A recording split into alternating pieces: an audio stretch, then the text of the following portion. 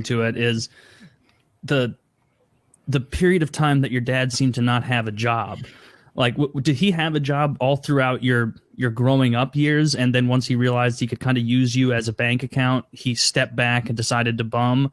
Or was that, it seemed almost like sudden, or did you kind of see signs of that as a kid? He had the same job, I mean, like pretty much the same job my whole life, and then his company wanted him to start charging like 1,000% markup on a parts, and he's like, I'm not going to do that. We've been selling it for this price for so long, and this feels like theft, and you want me to sit here and fill out my time cards and stuff while I'm still in their parking lot and charge them hourly for that, even though the job is done. He's like, I'm not going to do that. That's like stealing from the customer, so I'm going to quit, make my own company.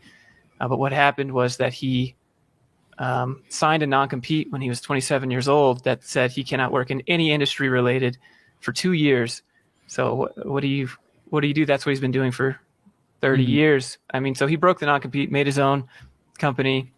They eventually found out because he took some customers, and then they sued him and he lost. And that, I don't know, when they took his house, one day they just showed up to take his boat. Like, I was just chilling upstairs playing games, and some people showed up to take the boat. And I was like, hey, there's some people stealing your boat outside right now. He's like, just straight face, just looking at the TV. I'm like, bro, there's people hooking up to your boat in the driveway, and they just took off.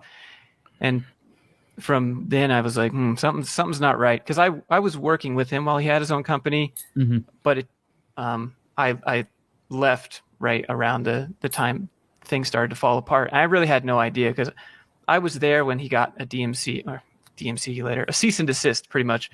And, he's like, nah, I'm not even worried about it. This is, the only thing I've done my whole life. There's no way they can tell me I can't do this, because it's the only thing I know how to do to make money.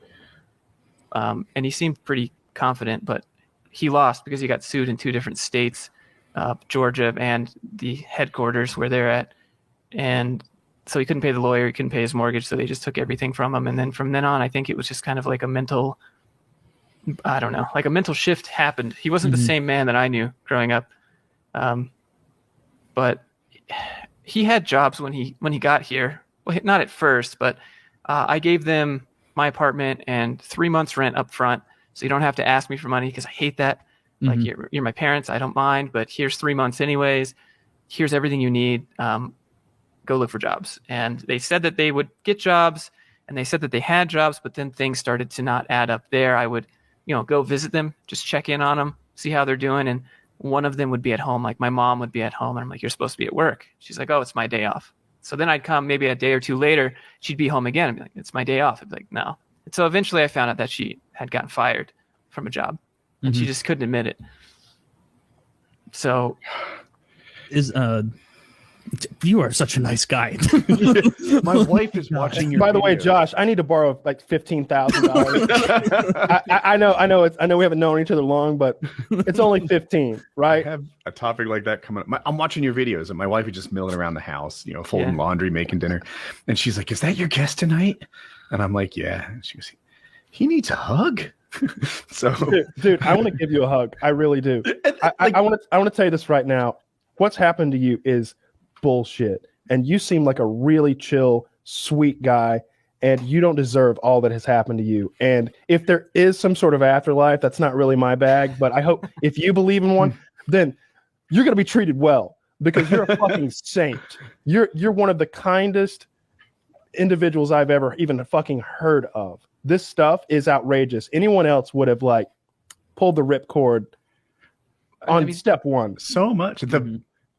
The story where you learned paragliding was like, somehow that sunk in extra deep for me. We can talk about that later, by the way. But so you're on the mountain, you're doing your thing, and your dad's there, and he's supposed to be driving, I think, for Uber or something to make extra cash, but instead he spends the day with you, and you're like, oh, this is kind of neat, like dad's watching me do a thing, like sort of fulfill one of my own life goals, and here he is checking me out, etc. And then as the day sort of wraps up, I imagine you there kind of exhausted, having walked up the hill a dozen times with the freaking heavy ass wing, hard to carry, slung over your shoulder.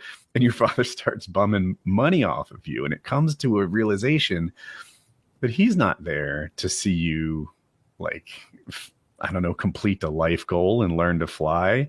Yeah. He's there for cash. It was a trick. Yeah. Ouch. I don't want to get too personal with Woody and Taylor, but like I wanted to ask you two, have you ever had an instance anywhere like this where you had a close family member, like nuclear family, who needed some money and like didn't treat you well when you gave it to them?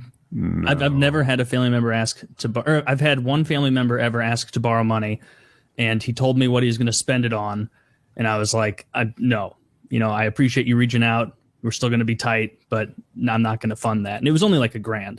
And he was like, totally get it. Just wanted to check. And it hasn't impacted our relationship. I've had family members borrow, like again, not nuclear family, actually, not mother, father, brother, sister, but, a little outside that. I won't go too specific, but, need to borrow Same. less than $5,000, but more than $1,000. And it's like, absolutely. Here's your money. Here's your money. Mm-hmm. How would you like it? You want to, like I said earlier, like when I'm paying someone back, it's the same thing. It's like, do you want cash? I gave him cash and I got it back. And I was like, there was never any inkling in my mind that I wouldn't get it back. You know what I mean? Like the idea of this whole thing is just really foreign to me. And maybe I was about to say, maybe it's a Southern thing. Like, but your parents were in Atlanta, right? Yeah, they're from Georgia. I'm from Georgia. God damn it.